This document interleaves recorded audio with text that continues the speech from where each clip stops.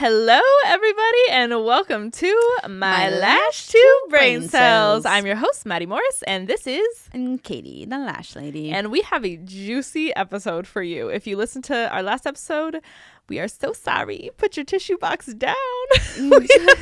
Yeah, sorry about that. We got a little dark and a little deep, but it's okay.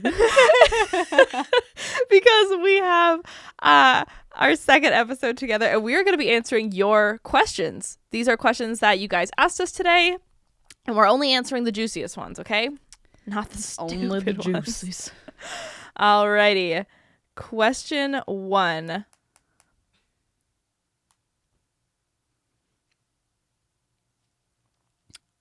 What do you got for us, Maddie? Number 1. I think we'll just start out with a bang. Someone said, talk about how lash artists hate on each other, in specifically licensed versus not unlicensed lash techs. Okay. So the great divide between the licensed and the unlicensed. Great question. The World War II of our industry, Sheesh. some might say. Oof. Do you want to start, Maddie?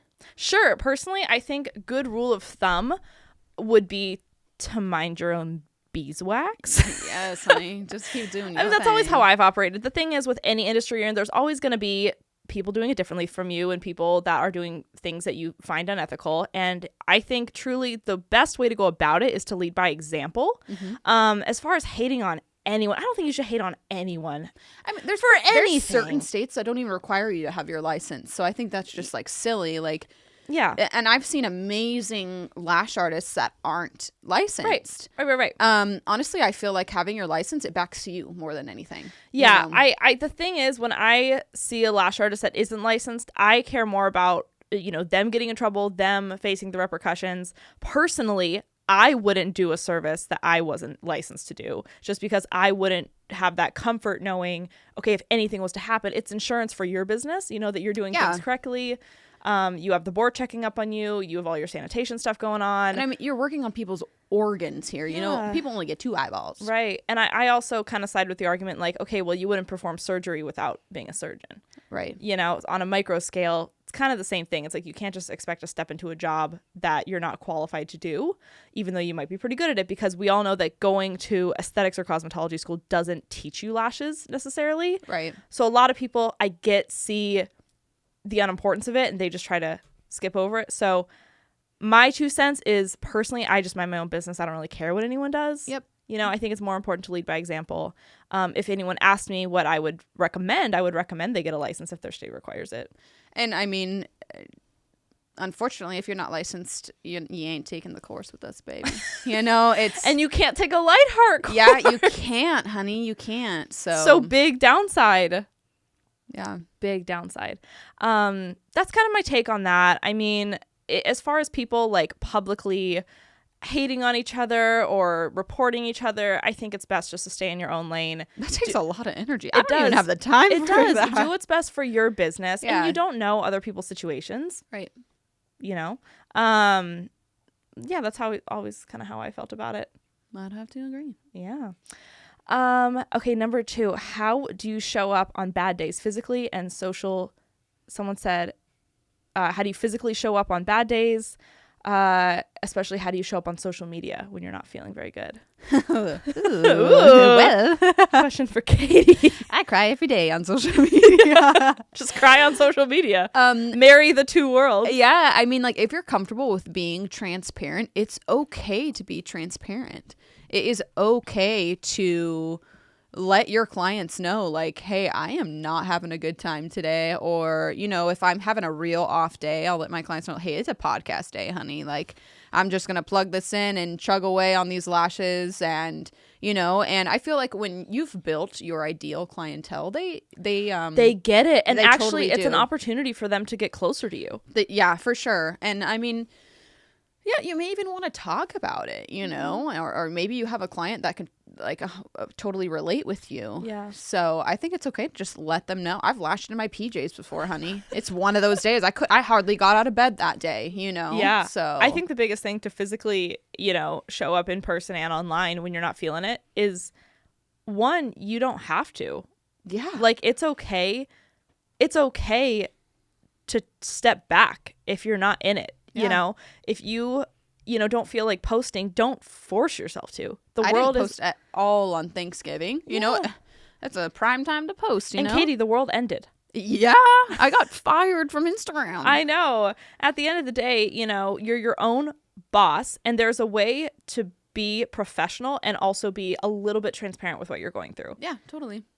And so even on my worst days when I'm going through something terrible, I'm one of those people to show up. I don't really hide away. I kind of push myself through it. For sure. I've lashed many a day where I was physically ill, where I was Done. throwing up Just in the done bathroom, for. where I was stressed out of my mind, where I was anxious. I worked up until the day before my wedding. I've worked Thanksgiving, Christmas Eve, all the stuff, not feeling great and being overworked. And I think it really brought me close to my clients. Yeah. Because, when they ask, oh my gosh, Maddie, how you doing? You so busy, girl. I'd be like, I'm doing it, girl. So happy to be here, and I'd open up a little bit about things I'm going through. They open up a little bit about them. Mm-hmm. Being a human being to your clients is so important to build relationships. And there's a way you can still be professional. You don't need to be a hot mess in front of them, but there's a way you can still be human. And I mean, a lot of the times your client's going to be having a bad day too. I have had appointments where it's like, okay, appointment's canceled, cry to me. Like there's no point in putting lashes on those anyways. Like, let's go get a burrito and you can cry or something. Like it's happened more than once, Yeah. Sometimes it's me. Yeah. And sometimes my clients are like, you know what? Forget about my lashes. Let's talk, and it's important to build those types of bonds with your... It is, yeah. Those are lifelong clients right there. Don't force it, babes, because people see right through it. Right. And they'll feel like, that didn't feel authentic. That appointment felt a little weird. Yeah, and it's so easy, like I remember when I was going through the final stage of the build out and I was stressed beyond measure. I remember every time I'd go get my clients, they'd be like, hey girl, and I was like, hey, how you doing? I'm okay. It's okay, girl. I'm the Hot Mess Express. Choo-choo, come on in. There's ways to just kind of make light of it. For sure. And talk about it in a very comfortable way. Ooh, here is a good question. Someone said, what music do you listen to while lashing? Podcasts. Katie's a podcast girl. We have different takes. Yeah. What podcast do you listen to? Oof, everything true crime, really. Something Was Wrong is like one of my faves. It's just all about like trash men, women finding out they've been dating a phony for 3 years or what have you. Great podcast. A lot of my clients all love true crime also. Yeah. Katie's found her people. Oh, for sure, honey. Yeah. I feel like it sounds silly, but I got burnt out on music really quickly when I started lashing. Really? Because it's all I'm listening to all day long. And I needed something else. Yeah. I'm a talker, so I can't podcast. Yeah. I'm a talker. My clients, they love to gab, and I gab with them. I typically have on like very easy listening. I listen to the Lumineers. I listen to acoustic folk, stuff like that. Stuff that just kind of makes them take a little nap. But yeah, no, I love that you listen to podcasts. Yeah, if we're not spilling the tea, we're podcasting. If we're not spilling the tea, we're listening to it. It's one or the other. There's no in between. I know. And it's so funny because I thought Katie was so cool that she listened to podcasts with her clients. I was like, that's kind of cool. Like, I've never done that. That's cooler than I am. And so I remember you had done my lashes. We listened to a podcast, and it was like a crime podcast. And I was like, this is really good. Mm-hmm. So the next day I took a client, and I was like, I'm going to listen to the same podcast. Like, that was kind of fun, and she'll like that. My clients, will be this cool thing we do together. I turned on this podcast, the same one we were listening to, and I got the most graphic, horrific episode. I mean, it was gory. It was inappropriate. It was sexualized. It was bad. And I remember my client was just like just laying down, taking a little nap, and I was like, I don't know what to do. Gosh, no. You think you know me? So I just kind of awkwardly turned it down really low until none of us could hear it, and cried. And the appointment sort of slowly faded out. But yeah, I was like, maybe that. And then I told Katie, I'm like, Katie, I listened to your podcast, and it was this terrible episode, and you were like, oh, that is the one episode. Yeah, or I was like, man, that's a good one. So yeah, Katie listens to crime. I listen to folksy acoustic music. Okay, next question we got. I actually got this question like 10 times. It's what the people want to know. Okay. They don't care about anything else. Spill it. They don't want to know what tweezers we're using. They don't. They want to know our client horror stories. They want to know Who done us dirty, Katie? I've got a list, honey.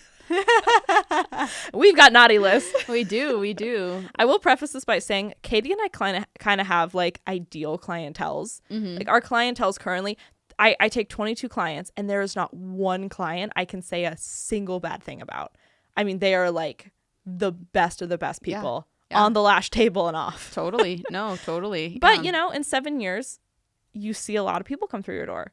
It takes time. You don't build the ideal clientele overnight. You don't. No. There's a lot of hardships. And I got really comfortable firing clients in the last year because I knew moving into the new building, I wanted to only bring really good energy in here. So I got really comfy sending that text out to a few clients that year. Skedaddle. Okay, do you have any? Okay. I'll drop 2 quick ones here. One girl in particular, I had taken her and she was like mutual friends of a mutual friend because I was very big on like word of mouth at the time. And you know, she seemed nice at the beginning. Yeah. And like halfway through the set, she's just like spilling some tea here and there. And you're sipping. Yeah, and I'm just like, all right. And she's like, yeah, so I met Steven, my husband, in high school. And he was like so upset when I chose my boyfriend over him. I was like, excuse me? I have very sharp tweezers by your eyes, ma'am. Yeah. And you want to tell me how badly my now husband wanted you? Like, who?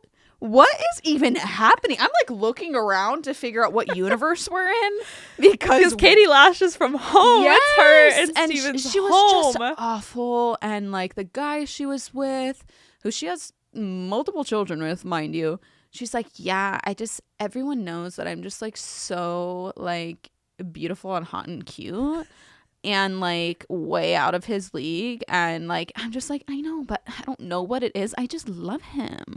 And I'm like, you're disgusting. That was the last time I took her. One and only time. I'm just like, honey, how can you be this way? Yeah. You know? The nerve. Truly. Second client horror story. She was my client for years. And I was only ever good to her. I accommodated her a lot. She went to a fellow lash artist and whom I take as a client. And just so you know, the lash community is very, very small, honey. It's so this so story's small. Awful. So small. I'm keeping this it short and story's sweet, awful. though, honey. PG-13. And she tells this fellow lash artist that I was blowing me and my son who passed away, our situation, I was blowing it way out of proportion and that I needed to keep that crap off the internet. I just like to say one thing. I know who you are, honey. I know who you are, honey. That's all I have to say. I know you. I'm not name dropping you because I'm going to be the bigger person here. But catch me in a dark alley, honey. Catch me in a dark alley. You're on the lightheart naughty list. About people's dead kids. What kind of a person are you? So, I mean, Katie, you were being pretty dramatic. Yeah, him dying. Pff, seriously, come on. It really annoyed her. Yeah, it did. But, you know, you've got a lot of stuff to unpack, honey, and like, there's therapy for people like you. Yeah, there's help out there. And there is. Yeah. And I'm sorry that you're hurting so badly that you had to go and run your mouth and say those things. Yeah. But I'll be praying for you. Call 1-800 check yourself. Yeah, I'll be praying for you, baby. But yeah, that's probably the worst we got. Yeah, she's a doozy. A girl who wanted my mans and a girl who just is ugly. Heart-wise. I have a juicy one, but it wasn't just a single appointment. I saw this woman 53 times. Okay, Maddie. 53 appointments. She like comes in, you're like, click. And no, I actually, when I fired her, this was the first client I ever fired. And it took 53 appointments because my biggest failing in the first few years of business was not knowing how to say no to people and doing anything anyone asked me. You want me to do a backflip? Fine. I'll try. Yeah, with a sprained wrist, that's fine. Right. Boy, oh boy, though. So I'm from, not a big city, but, where I was from, this woman was a very public figure. Everyone knew her, right? She was on TV every day. I know the one you're talking about. Everyone knew her. She was well known, but not well liked. And everyone told me that before I had told her. A lot of lash artists had warned me about her. But I was one of those people. I was like, if every lash artist turns this person away, I'm gonna be the one to really make a connection with her. Yeah. And I was on my own. I had my own business. This was all my own fault for putting up with this for so long. But I remember the first appointment, overly sweet. So sweet to me. I was like, oh my gosh, this chick is awesome. And Why wouldn't anyone take her? Why wouldn't anyone take her? And then because she was such a public figure and she was, on camera every day and on a lot of trips and in the public eye, she was kind of like a local celebrity. She wanted weekly fills. Okay. So that 53 was all in the span of a year. Okay. It was 1 year of my life. And she wanted, at the time, I had a 30-minute fill option, which was only for very special occasions. Very seldom would people book it. Sure. 30 minutes. You can't even check someone in and out and tape them in 30 minutes. No, you're like barely touching them up. You and I, we haven't even caught up after 30 minutes. No. So she would book these 30-minute appointments once a week at the most inconvenient times. I mean, she would be like, she'd never use my online booking. She would text me, Elliot, my phone was always blowing up with her. I was like, oh, it's so-and-so. Gotta get this. We're in the middle of date night because every single week it would be like, hey, I have a flight at 6 a.m. Can you get me in right now? It was like middle of the, like crazy times. And I would be taking her at 8 p.m., at 6 a.m., and she would no show and be late every single appointment. There actually wasn't an appointment, Katie, that she made it on time for these 30 minutes. Okay. So not only would I show up to this 30-minute appointment at 6 a.m., she'd text me and be like, hey girl, flight got delayed, be there around 7. And I'd be like, okay, well, I have another client at 7. Oh my gosh, girl, I'm so sorry. Can you move them back? I can only be there at 7. I'd move that client back. She'd show up at 7:10 for a 30-minute appointment. No. You know what I mean? Yes. So I was riding. It was her world. You were just lashing it, baby. You were just lashing it. I was riding the crazy train for a year, and I was just bending my schedule backwards in impossible shapes to fit this woman's life. And every time she would be late or it was always a crazy excuse, Katie. It was always a crazy... I got stung by a bee in the eye. Yeah, it was always crazy. And I always felt a little bit of guilt because, so many people were seeing her lashes. She had like 10,000 friends on Facebook. It was like everyone knew her. And I just wanted my work on her. It was good marketing for you. It was. And so... Anyway, at the 53rd appointment, this appointment had been scheduled. You're like tallying on the wall, like you're in a jail like cell. In prison. Appointment 53. Right. And boy, oh boy, throughout this entire year, I had realized she was a liar. She would just lie about crazy things and would just tell me these exaggerated stories and dreams she had. She should have been a politician. She was also a little... Maybe she is.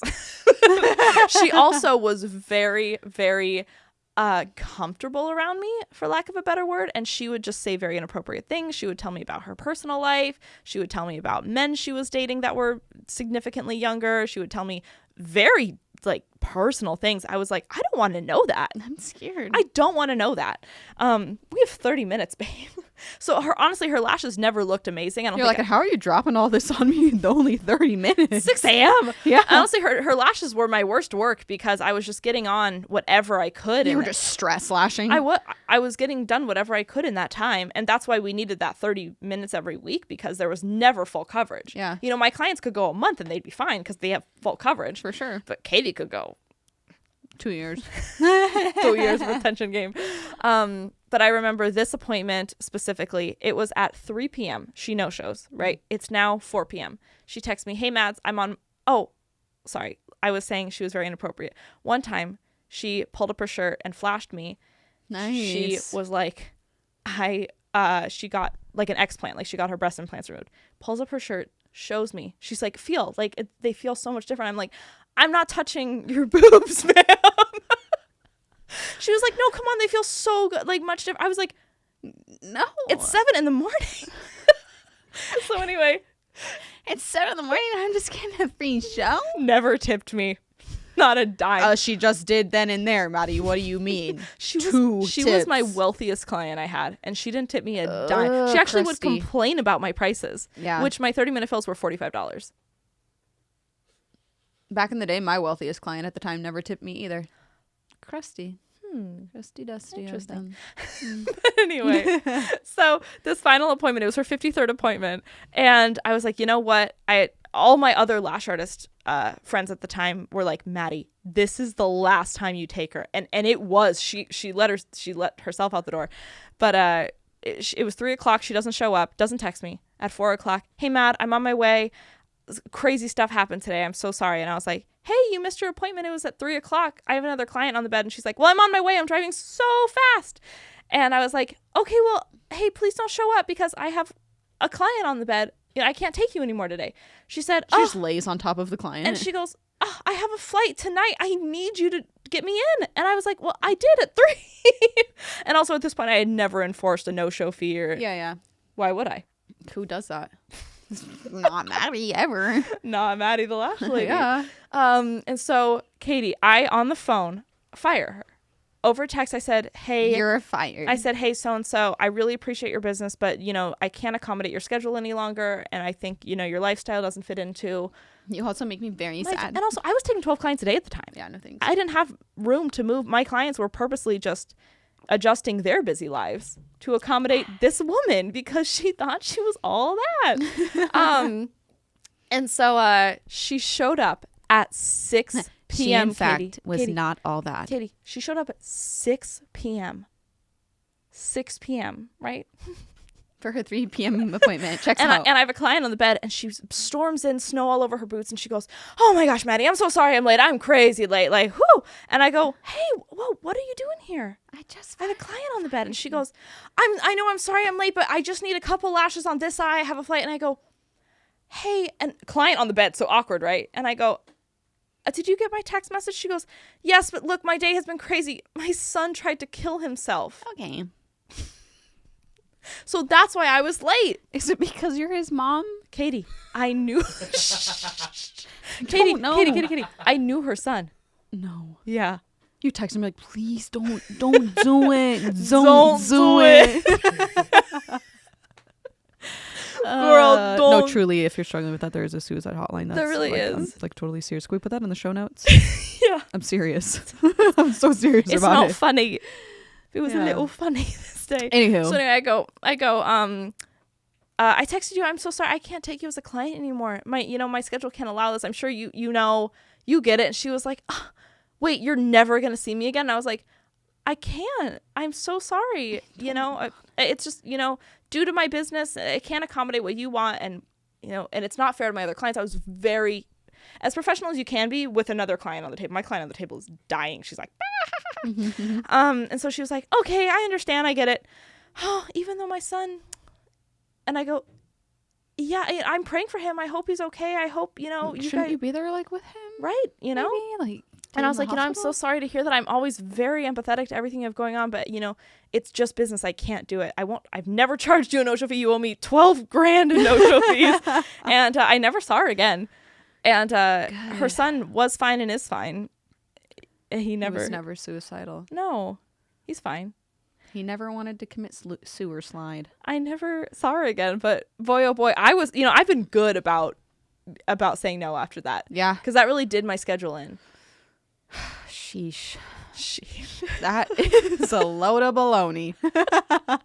Okay, next question. Kind of piggybacking off that one. Somebody asked, what do you talk to your clients about when you don't know what to talk to them about? I thought this was a great question because some people don't know. Tell me your most traumatic moment of life. No, just kidding. I always like if you have a new client, they come in and it's straight off the gate, straight off the bat, a little awkward. I always like ask about their family, whether they're married or hit all the bases. kids. I want to know kind of like their life. I want to know who they are. Yeah. Work. If they're a little quiet, and obviously, you won't talk to them the whole appointment, but for the first about 15 minutes, I think it builds a little bit of trust and camaraderie. Yeah. So after that consultation, when it's not lash talk anymore, I always figure out, where do you live? Do you live around here? Yeah. Tell you where they live. Oh my gosh, who do you live with? Just like kind of getting an idea. Do you guys have dogs? How long have you lived in Arizona? Oh, we're newer here. Getting a little bit of a backstory going, a little bit. Or if I'm binging something on Netflix, I'm like, oh my gosh, have you seen That's whatever? what Jess always asks. Jess is always good about Netflixer. Jess keeps up with everyone's shows. Right. Oh, yeah. Yeah. And I mean, you find like common likings and things. You got to find common ground. I feel like a lot of people are closeted true crime fans. You just got to dig it out of them. And a lot of people are closeted. Period. Introverts unite, honey. No, it's so funny. If I ask a client like what show they're watching right now or what, they're watching on Netflix, I will actually go on Netflix and watch a little bit of that show just so I get enough to talk to them about the next time. Yeah, like, did you see? It's the first 15 minutes. Did you see this and this happen? Yeah, just things that you guys can relate on. If you can't relate on anything, like food, honey. Yeah, do you know? I was Everyone's just gonna say, what are the best restaurants around here? When I moved to Arizona, I was like, where do people go? What do people do? What are the best hikes? What do you like to do? How long have you lived here? It's so good to make it seem like you want to know something from them. Yeah. And people just love to talk about themselves. Yeah. So when in doubt. And take mental notes, or even like I know some lash artists, they have little like cue cards that they keep with their clients' names on it, and they'll put key points so that they're so like, cute. Okay, I knew their son's birthday party was going to be here or whenever. And that's like follow-up questions. For me, I've had my same clientele for so long, and I feel like I do know them genuinely, so it's so easy for me to be like, oh, I knew you were doing this and this with so-and-so and so-and-so, and even they were like, how do you remember that? Yeah. But it's because they become a part of your life. They do. And it's so important for people when they're taking a big influx of new clients constantly, to develop somewhat of a timeline of your client's life. So important. You don't need to know everything about them, but just for those first and last 10 minutes, it's so important to know, to remember things about them, like their wedding anniversary and what's coming up for them, travel plans they had and actively have. Right. I always, around this time of year, I know what every single one of my clients had for Thanksgiving yesterday. I know what. Oh yeah, for sure. I know where all of them are going for Christmas. I know whose family's hosting. I know, Yeah. It's just good to build a timeline of events. And be personable with them. Be personable. And a little thing I do, and this isn't about like asking your clients things, but I write down my client's lashiversary. And so the day that they started seeing me as a client, I write like a little star on my Google Calendar. Yeah. And that date next year, I'll get them a present and a little card, and they are locked in for life. Oh, yeah. They're like, this girl is my best friend. Oh, yes, honey. Yes. I mean, if I was a billionaire, I would buy them all like Tiffany necklaces. And honestly, I know. All some like Lambos. Yeah. You get a Lambo. But you get a Lambo. One day. Alrighty, Elliot. I think those were our juiciest ones. Do you have any good ones for us? Any good lash questions? Yeah. Oh, I didn't know I was going to be put on the spot. Well, Whatever you are. You want, Ellie. Okay. You're the host. We're just co-hosting. Elliot's juiciest lash question. Oh, should we talk about the tipping dilemma? Yeah. That would be good, yeah? Tell him that you guys like FaceTime me. So my husband and I. Katie's husband and Elliot's husband are like the cutest lash husband bromance. Yes, truly. And they have questions and conundrums that they need answered. They do. They need to understand the industry a little better. Steven, this is for you. Yeah. We know you're watching. Love you, honey. Our biggest fan.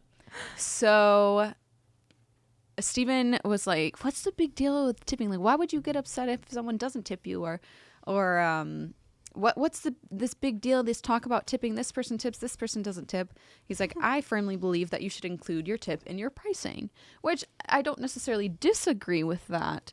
But how I feel is it's courtesy, or if you don't get tips, sometimes I'm like, what did I do wrong? No, I fully agree with Steven. Like I charge enough for a tip and a tap and then some. Yeah. Yeah. I don't care.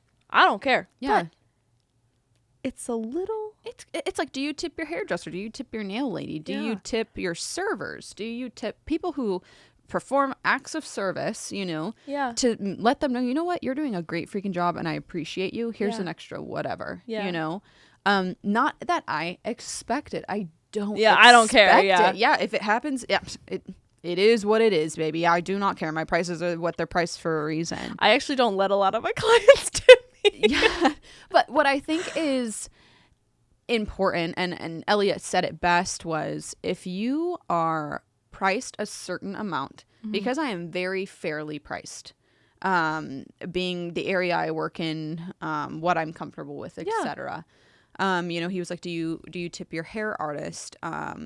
Which I do. I love you so much, Julia. The blonde curse. Follow her on Instagram. I love you. Katie's like, I kiss her, I tip her. I do. I just kiss her. I hold her. She's small.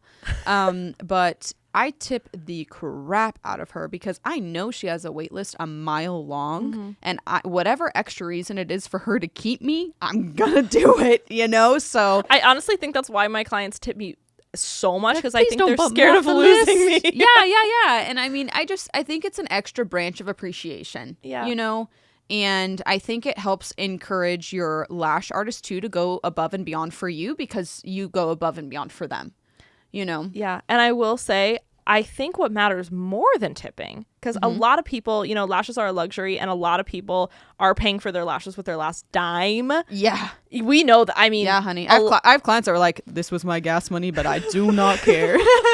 No, and I think in general, a lot of clients are paying for their lash services on their very last dime, and it's tight in their budget. Yeah. And so I think way more important than tipping your lash artist, because a lot of lash artists, I don't care. Yeah, if you click no tip, you could look me dead in the eyes and say no tip. Absolutely, girl, never. I would not care. I charge more than enough for my service, and it's included. But what is more important than tipping, in my opinion, I just thought of this, is how well you treat your service providers. Oh, totally. I would much rather have a client take a selfie of them every single time they got their lashes done and praise you on the interwebs and post about me, or write me a review, or show up on time with clean lashes and pre-book throughout the year and tell their friends and buy gift cards. Like, I would way rather have that. Yes. Than a couple extra bucks. Yes. 100% of the time. And I think I can speak for a lot of lash artists when I say that. Totally. Yeah.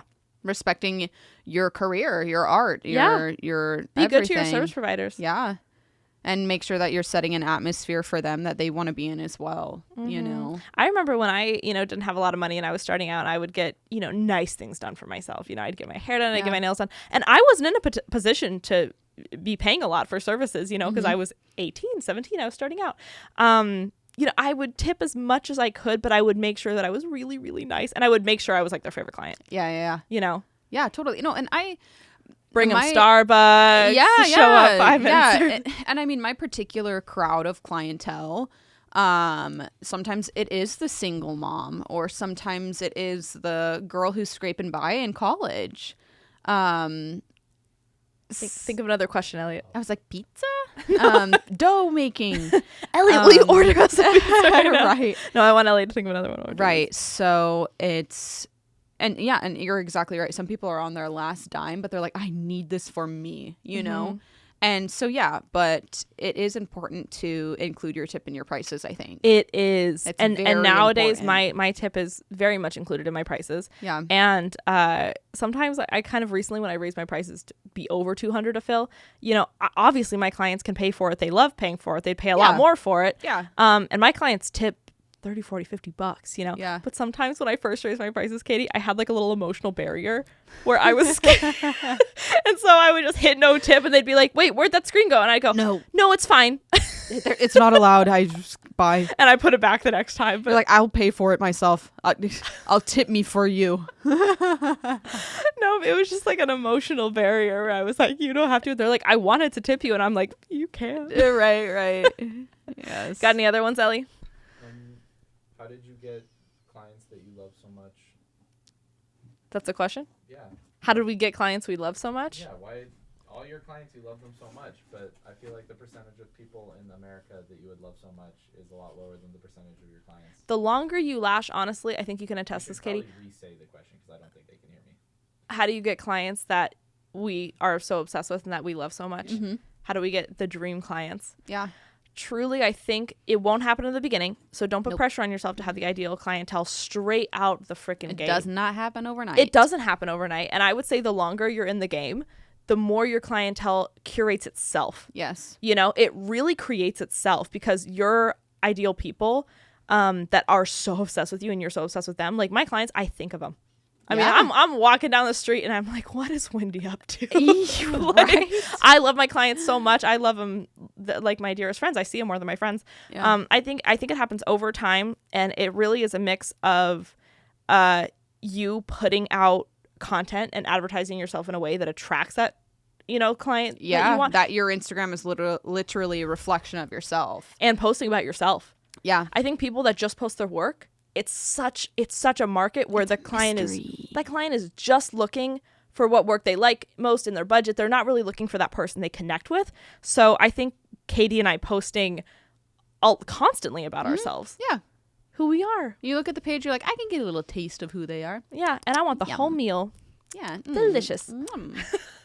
And second of all, I think you know, it comes with time, but you'll have clients that will make you miserable. Yeah. I've had clients that make me miserable where I actually look at my schedule and I'm like, my stomach will physically ache. I'm going to pretend I'm sick. Yeah.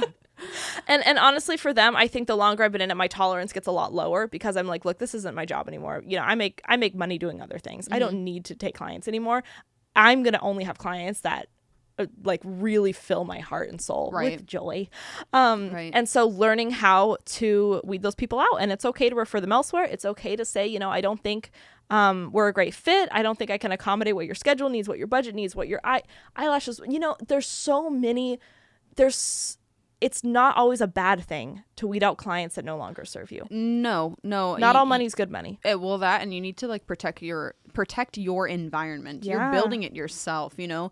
Lashing's intimate. Your clients are almost like your coworkers. Yeah. You know, because you don't see or talk to anyone No. else other than them every 2 weeks. It's shift time, baby. I meet and other a lash shift artists. I'm change. like, you're cool, but they're not who I spend all day with. Yeah, no, totally. And I mean, it's some of these girls share their deepest, darkest secrets with you. You know, you are the gatekeeper of all information, honey. Absolutely. So very important to find people. Yeah, take the time and be picky if you need to. You know, in the beginning, we all can't be picky. You know, it's a rite of passage. You get used and abused in the last game. I know when people are like, tell me client horror stories. I'm like, how long do you have? I know, like, I'll tell my sweetie. one. Like, you're not ready. No. I had a client who was, she was like an undercover, I don't know what the word is, like an undercover spy when I worked at the day spa. And she always wore colored contacts and a fake wig. And she always had a fake name on her appointments. Her name was Miriam. That was her name.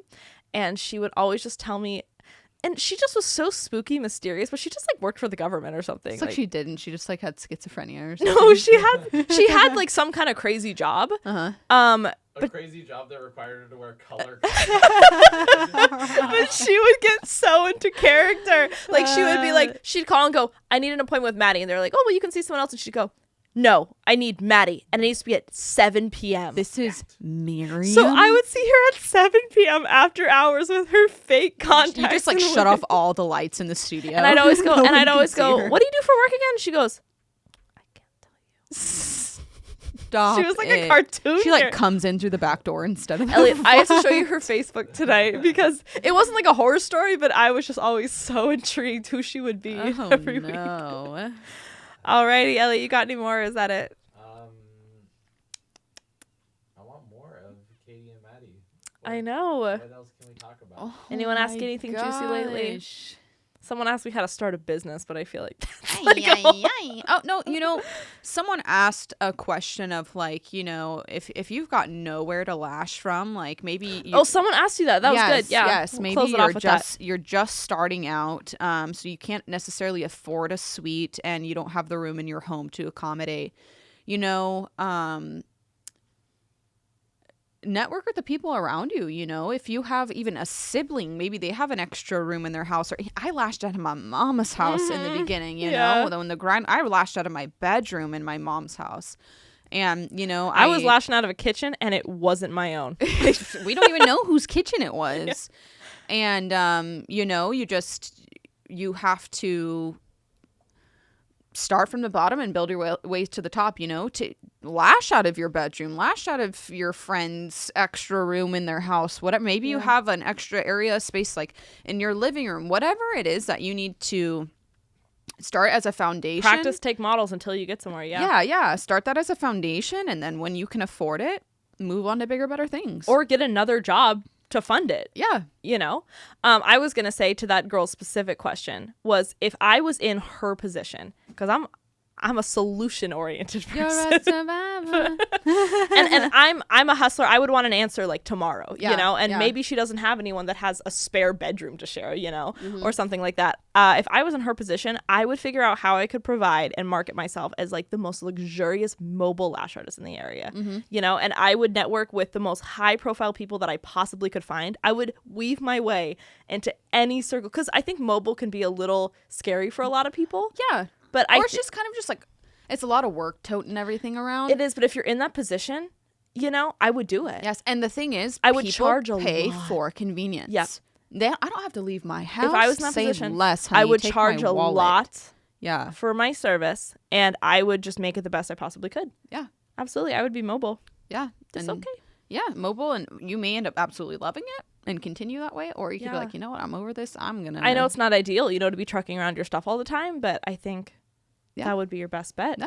Most cost effective. It's a good starting ground for sure. Yeah, and there's always a market for convenience. There's always a Yeah. market for people that, you know, have high profile jobs, don't want to leave their house, need things quick and convenient. And you can absolutely build, you know, a luxurious business doing that. Oh, and I will say it time and time again, honey. If you desire it with all your heart, if you do, Yeah. you can make it happen. It's science. It's literally science, I think. So Hard work and a lot of love. sprinkled in there. yeah. It's blood, sweat, and tears, honey. A lot of so many Blood, tears. sweat, and fans. Just cry a lot. It's healthy for you. So Alrighty, I think that's all the time we have today for questions on My Lash Two Braincells. And if you want another episode with Katie the Lash Lady, drop a couple hearts in the chat, and we will see you next time. Bye, guys. Love you. Bye.